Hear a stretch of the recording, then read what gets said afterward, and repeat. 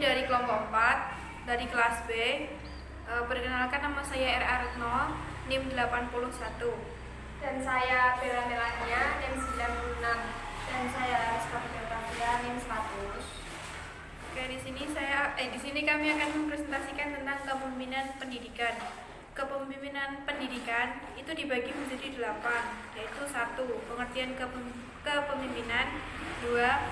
Kepemimpinan pendidikan, 3. Teori kepemimpinan, 4. Tipe dan gaya kepemimpinan, 5. Tugas dan fungsi kepemimpinan, 6. Model-model kepemimpinan dalam pendidikan, 7. Kepala sekolah atau madrasah sebagai pimpinan pendidikan, 8. Kepala sekolah atau madrasah sebagai pengambilan keputusan. Kemudian pengertian kepemimpinan. Kepemimpinan adalah terjemahan dari kata leadership yang berasal dari kata leader. Pemimpin, leader, adalah orang yang memimpin, sedangkan pimpinan merupakan jabatannya. Dalam pengertian lain, secara etimologi, istilah kepemimpinan berasal dari kata pimpin, yang artinya bimbing atau tuntun. Dari kata pimpin lahirlah kata kerja memimpin, yang artinya membimbing dan menuntun. Kemudian ada beberapa definisi kepemimpinan. Menurut Robbins, kepemimpinan adalah kemampuan untuk memengaruhi sekelompok anggota agar bekerja mencapai tujuan dan sasaran. Kemudian Fiedler, leader as the individual in the group given the task of directing and coordinating tasks relevant group activity. Dari pengertian tersebut menunjukkan bahwa seorang pemimpin adalah anggota kelompok yang memiliki kemampuan untuk mengarahkan dan mengkoordinasi kinerja dalam rangka mencapai tujuan. Kemudian ada menurut Kotter, kepemimpinan adalah seperangkat proses yang terutama ditunjukkan untuk menciptakan organisasi atau menyesuaikan terhadap keadaan-keadaan yang jauh berubah. Berdasarkan penjelasan tersebut, maka pengertian kepemimpinan adalah untuk memotivasi, mengajak, mengarahkan, menasehati, membina, membimbing, melatih, menyuruh, memerintah, melarang, dan bahkan menghukum jika perlu. Dengan maksud agar manusia sebagai bagian dari organisasi mau bekerja dalam rangka mencapai tujuan dirinya sendiri maupun organisasi secara efektif dan efisien. Pengertian ini menunjukkan bahwa dalam kepemimpinan terdapat 3 unsur, yaitu pemimpin, anggota, dan situasi. Kepemimpinan pendidikan. Kepemimpinan pendidikan berperan sangat penting dalam rangka mengarahkan dan menggerakkan organisasi pendidikan untuk mencapai tujuan yang diharapkan. Menurut Sobagio, pada tahun 2000, di samping keterampilan juga diwajibkan memenuhi atau memiliki kompetensi sebagai berikut. 1. Komitmen terhadap misi lembaga dan berkepentingan untuk menjadikan gambaran bagi lembaganya. 2. Orientasi kepemimpinan bagi lembaganya. 3. Ketegasan. 4. Sensitif terhadap hubungan yang bersifat interpersonal dan organisasi atau mencari hubungan interpersonal. 5. Mengumpulkan informasi, menganalisa, membentukkan konsep. 6. Fleksibilitas intelektual. 7. Persuasif dan manajemen interaksi. 8. Kemampuan beradaptasi secara aktif. 9. Motivasi dan perhatian terhadap pengembangan. 10. Kontrol dan evaluasi. 11. Kemampuan berorganisasi dan pendelegasian. Dan selanjutnya, teori munculnya pemimpin. Munculnya seseorang pemimpin dapat dijelaskan dengan teori yang ada. Paling tidak terdapat 3 teori tentang munculnya pemimpin, yaitu teori genetis, sosial, dan ekologis atau sintetis. Lalu di sini ada tabel teori genetis, yaitu pemimpin itu tidak dibuat, akan tetapi lahir pada pemimpin oleh bakat-bakat yang luar biasa sejak lahirnya. Dia ditakdirkan lahir menjadi pemimpin dalam situasi dan kondisi tertentu. Lalu teori sosial, pemimpin itu harus disiapkan, dididik, dan dibentuk, tidak terlahirkan begitu saja. Setiap orang bisa menjadi pemimpin melalui usaha penyiapan dan pendidikan serta didorong oleh kemampuan sendiri. Lalu teori ekologis atau sintesis, seorang akan sukses menjadi pemimpin bila sejak lahirnya dia telah memiliki bakat. Bakat ini sempat dikembangkan melalui pengalaman dan usaha pendidikan, juga sesuai dengan tuntunan lingkungan ekologinya. Tabel tersebut bisa dilihat pada buku ini halaman 87. Lalu teori kepemimpinan. Banyak studi dilakukan tentang kepemimpinan dan hasilnya adalah berupa rumusan, konsep, dan teori kepemimpinan. Menurut Kartini Kartono dari J.R. Terry, 1. Teori autokratis dan pemimpin autokratis. Dalam teori ini didasarkan atas perintah, paksaan, dan tindakan-tindakan yang arbitrer atau sebagai wasit. Yang kedua, teori psikologis. Teori ini menyatakan fungsi seseorang pemimpin adalah memunculkan dan mengembangkan sistem motivasi terbaik untuk merangsang kesediaan bekerja para pengikut dan anak buah. Yang ketiga, teori sosiologis. Kepemimpinan dianggap sebagai usaha untuk melancarkan antar relasi dalam organisasi dan usaha untuk menyelesaikan setiap konflik yang ada. Lalu yang keempat, teori sportif. Biasanya dikenal dengan partisipatif atau kepemimpinan demokratis. Lalu yang kelima, teori laissez-faire. Ditampilkan seorang tokoh ketua dewan yang sebenarnya tidak mampu mengurus dan dia menyerahkan tanggung jawab serta pekerjaan kepada bawahan atau semua anggota. Yang keenam, teori kelakuan pribadi. Jenis ini biasanya muncul berdasarkan kualitas pribadi atau pola kelakuan para pemimpin. Yang ketujuh, teori sifat orang-orang besar. Jika bakal seseorang pemimpin dapat dilihat dengan melihat sifat, karakter, dan perilaku. Yang kedelapan, teori situasi. Berpandangan bahwa munculnya seseorang pemimpin bersama masa pergolongan kritis seperti revolusi dan pemberontakan. Lalu yang terakhir kesembilan, teori humanistik atau populistik. Menurut teori ini, fungsi kepemimpinan ialah merealisasi kebebasan manusia dan memenuhi kebutuhan setiap insani yang dicapai melalui interaksi pemimpin dengan rakyat. Selanjutnya, tipe dan gaya kepemimpinan. Gaya artinya sikap, gerakan, tingkah laku, sikap yang elok, gerak-gerik yang bagus, kekuatan, kesanggupan untuk berbuat baik. Gaya kepemimpinan adalah perilaku dan strategi sebagai hasil kombinasi dari falsafah, keterampilan, sifat, sikap yang sering diterapkan seorang pemimpin ketika ia mencoba memengaruhi kinerja bawahannya. Terdapat beberapa gaya kepemimpinan sering juga disebut dengan tipe kepemimpinan sebagai berikut. 1. Tipe kepemimpinan karismatik. Memiliki energi, daya tarik, pembawa yang luar biasa untuk memengaruhi orang lain hingga pengikutnya sangat besar jumlahnya. 2. Tipe paternalistis, yaitu tipe kepemimpinan kebapakan. 3. Tipe militeris. Tipe ini mirip sekali dengan tipe kepemimpinan otoriter. Nomor 4. Tipe autokratis. Kepemimpinan ini berdasarkan diri pada kekuasaan dan paksaan yang mutlak dan harus dipenuhi. 5. Tipe laissez-faire. Kepemimpinan ini sang pemimpin praktis tidak memimpin dia, membiarkan kelompoknya dan setiap orang berbuat semau sendiri. 6. Tipe populistik. Kepemimpinan ini berpegang teguh pada nilai-nilai masyarakat yang tradisional. 7. Tipe administrasi atau eksekutif.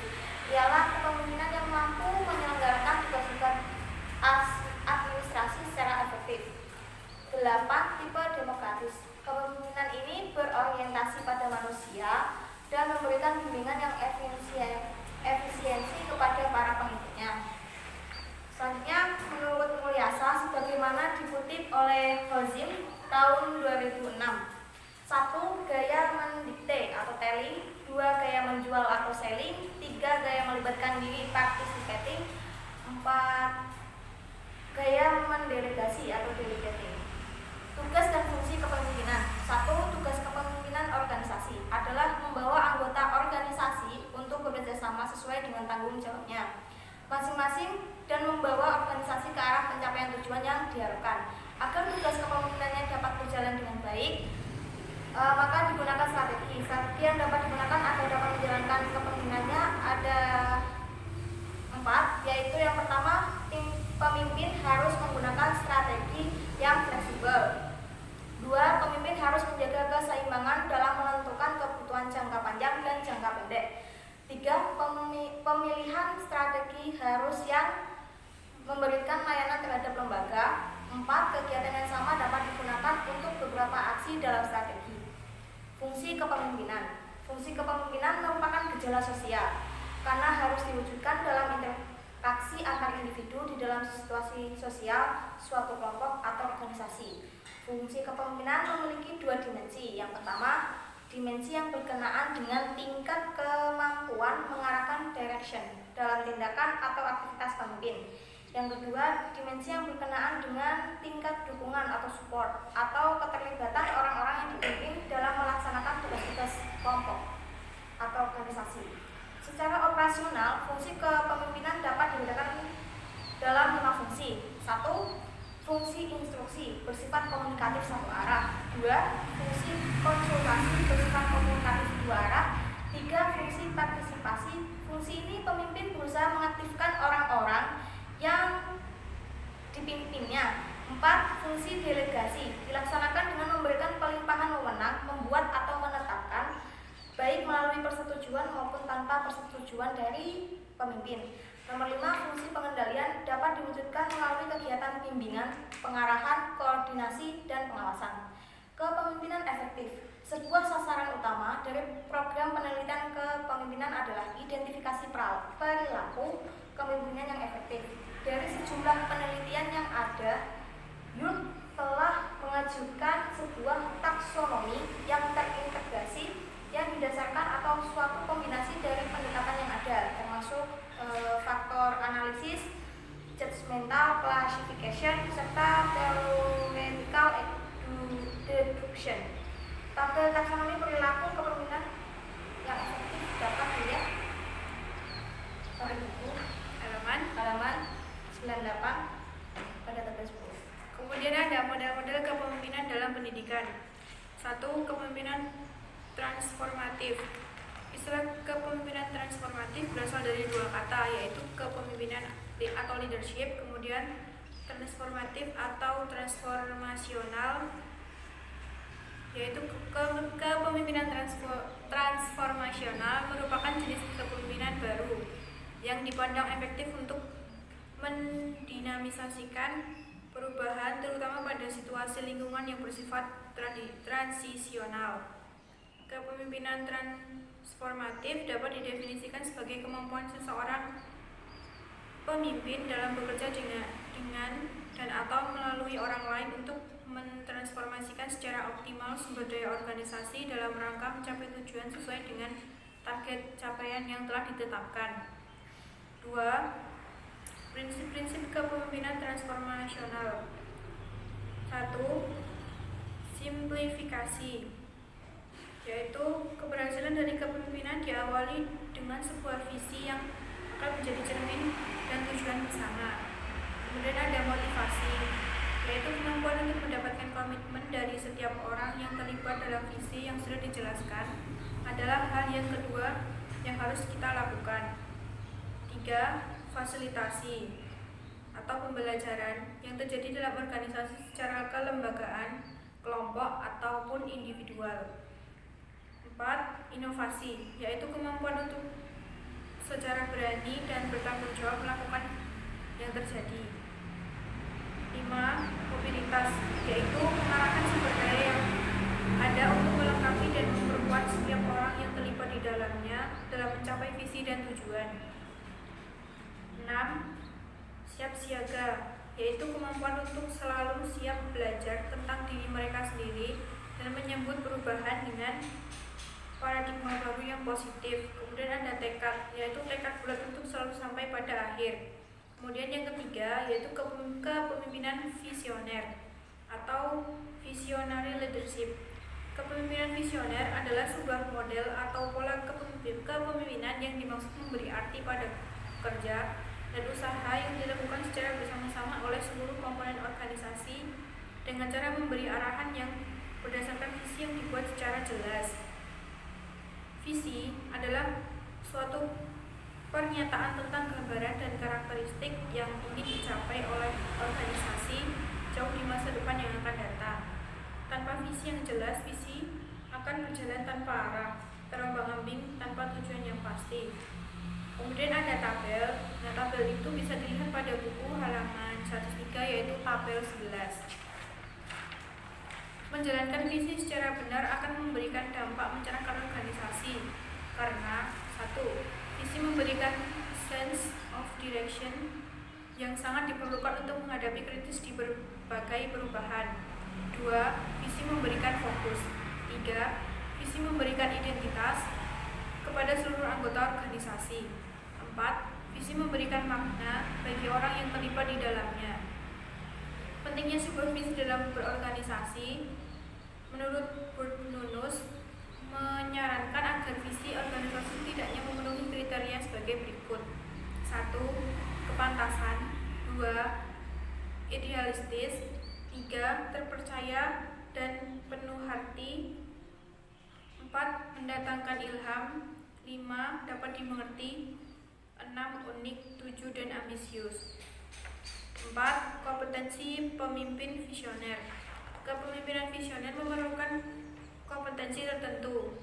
Pemimpin visioner setidaknya harus memiliki 4 kompetensi kunci sebagaimana dikemukakan oleh Burnunus, yaitu 1. Seorang pemimpin visioner harus memiliki kemampuan untuk berkomunikasi secara efektif dengan manajer dan karyawan lainnya dalam organisasi. Yang kedua, seorang pemimpin visioner harus memahami lingkungan luar dan memiliki kemampuan beraksi secara tepat atas segala ancaman dan peluang. 3. Seorang pemimpin harus memegang peran penting dalam membentuk dan memengaruhi praktik organisasi, prosedur, produk, dan jasa.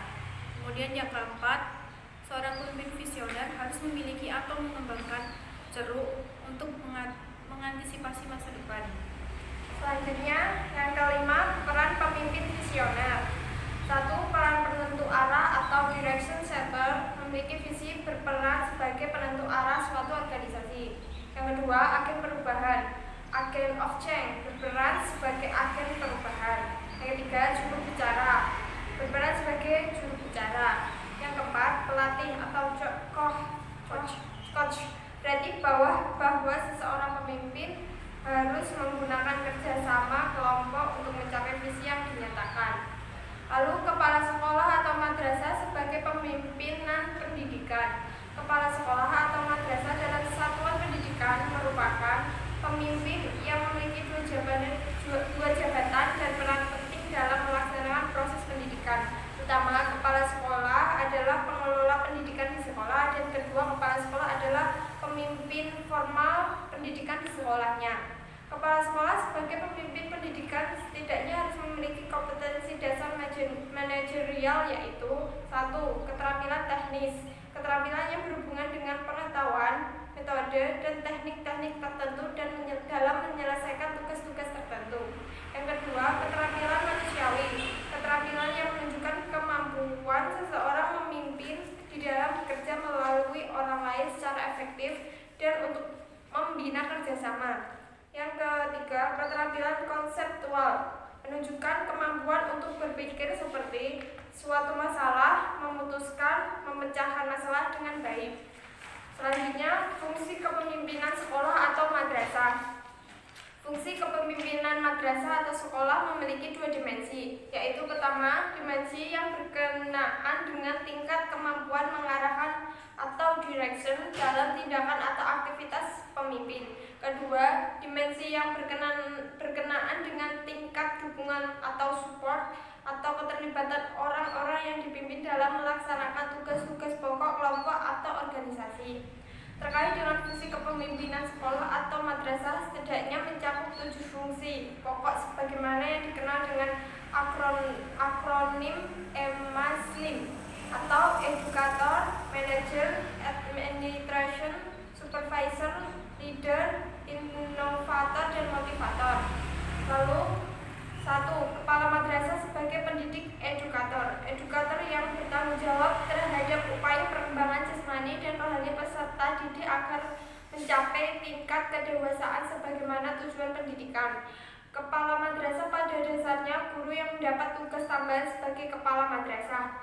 Dalam hal ini, fungsi kepala madrasah sebagai pendidik bukanlah semata-mata mendidik peserta didik, akan tetapi seluruh staf dan seluruh warga madrasah yang dipimpinnya. Yang kedua, kepala madrasah sebagai manajer. Kepala madrasah sebagai manajer mempunyai tugas dan tanggung jawab. Tanggung jawab merencanakan, mengorganisasikan, mengordinasikan, dan mengontrol sumber-sumber madrasah yang untuk melaksanakan program pendidikan secara efektif, efisien, dan produktif. Kepala madrasah memiliki kewenangan dalam mengambil keputusan karena atas perannya sebagai manajer di madrasah dituntut untuk mampu 1. Mengadakan prediksi masa depan madrasah. Yang kedua, melakukan inovasi dengan mengambil inisiatif dan kegiatan-kegiatan yang kreatif untuk kemajuan madrasah. Lalu yang ketiga, menciptakan strategi atau kebijakan untuk menyukseskan pikiran-pikiran yang inovatif tersebut. Yang keempat, menyusun perencanaan, baik perencanaan strategis maupun perencanaan operasional, menemukan sumber-sumber pendidikan dan menyediakan fasilitas pendidikan. Selanjutnya, melakukan pengendalian atau kontrol terhadap pelaksanaan pendidikan dan hasilnya. Yang ketiga, kepala madrasah sebagai administrator. Kepala madrasah sebagai administrator mempunyai tugas-tugas antara lain melakukan perencanaan, mengorganisasikan pengarahan, mengorganisasikan pengawasan terhadap berbagai bidang menunjukkan pendidikan. Terkait dan fungsi sebagai administrator tersebut, kepala madrasah harus melakukan 1. Pengelolaan pengajaran. Yang kedua, pengelolaan kepegawaian. Yang ketiga, pengelolaan kesiswaan. Yang keempat, pengelolaan sarana dan prasarana. Yang kelima, pengelolaan keuangan. Yang keenam, pengelolaan hubungan madrasah dan masyarakat. Yang keempat, kepala madrasah sebagai supervisor. Kepala madrasah sebagai supervisor usaha meningkatkan kompetensi dan kemampuan profesional guru dalam upaya mewujudkan proses pembelajaran yang lebih baik yang akhirnya berdampak kepada peningkatan hasil belajar peserta didik. Yang kelima, kepala madrasah sebagai leader. Kepala madrasah sebagai leader memiliki tanggung jawab menggerakkan seluruh sumber daya yang ada di madrasah sehingga melahirkan etos kerja dan produktivitas yang tinggi dalam mencapai tujuan pembelajaran. Yang keenam, kepala madrasah sebagai inovator. Kepala madrasah sebagai inovator, pribadi yang dinamis dan kreatif, selalu mengembangkan diri untuk kemajuan madrasah dan harus mampu menemukan inovasi-inovasi baru dalam pembelajaran. Yang ketujuh, kepala madrasah sebagai motivator. Kepala madrasah sebagai motivator harus senantiasa memberikan motivasi dan dorongan kepada semua pihak untuk maju, berkembang sesuai dengan keinginan individu dan berkembang guna memajukan madrasah. Kepala sekolah atau madrasah sebagai pengambilan keputusan. Mengenai pengambilan keputusan terdapat beberapa pengertian. Terry mengartikan pengertian pengambilan keputusan sebagai pemilihan alternatif perilaku dari dua alternatif atau lebih. Siagian mengungkapkan bahwa hakikat pengambilan tindakan yang menurut perhitungan merupakan tindakan yang paling tepat. Berbagai pengertian tersebut menunjukkan bahwa pengambilan keputusan merupakan sebuah proses pemilihan alternatif keputusan dalam rangka menyelesaikan masalah yang dihadapi. 1. Proses pengambilan keputusan. Menurut Robbins, memberikan 6 langkah dalam proses pengambilan keputusan, yaitu menetapkan masalah, mengidentifikasikan kriteria keputusan, mengalokasikan bobot pada kriteria, mengembangkan alternatif, evaluasi alternatif, dan memilih alternatif terbaik. 2. Faktor-faktor pengambilan keputusan. Siagian menyatakan bahwa terdapat dua aspek yang dapat mempengaruhi proses pengambilan keputusan. Pertama, aspek internal yang terdiri dari pengetahuan, aspek kepribadian. Kedua, aspek eksternal yang terdiri dari kultur, orang lain, arba, informasi yang diketahui perihal permasalahan yang dihadapi, tingkat pendidikan, personality, coping, kultur. 3. Gaya pengambilan keputusan. Terdapat dua gaya pengambilan keputusan. Yang pertama, gaya rasional. Gaya rasional ini adanya kepastian berdasarkan pada hal yang rasional eksak dan masuk akal. Yang kedua, gaya intuitif. Lebih mengandalkan perasaan, kesadaran emosional, kadang-kadang bersifat impulsif. 4. Standar kepala sekolah. Penentuan standar dilakukan agar kinerja pemimpin madrasah dapat berjalan dengan efektif, efisien, memahami berbagai persoalan madrasah, tepat dalam mengambil keputusan, dan mampu memberi solusi masalah.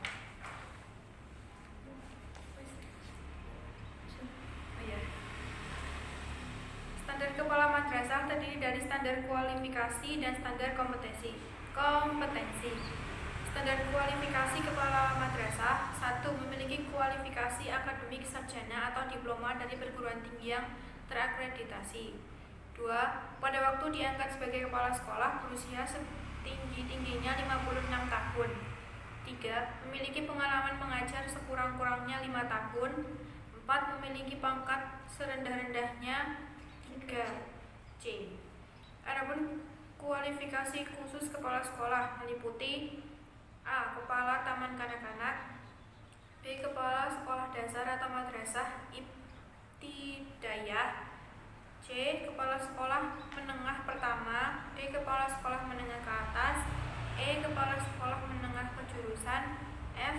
Kepala Sekolah Luar Dasar Biasa, G. Kepala Sekolah Indonesia Luar Negeri. Standar kompetensi kepala sekolah. Standar kompetensi kepala sekolah terdiri dari kompetensi kepribadian, kompetensi manajerial, kompetensi kewirausahaan, kompetensi supervisi, dan kompetensi sosial. Oke, sekian presentasi dari kami. Kurang lebihnya mohon maaf. Wassalamualaikum warahmatullahi wabarakatuh.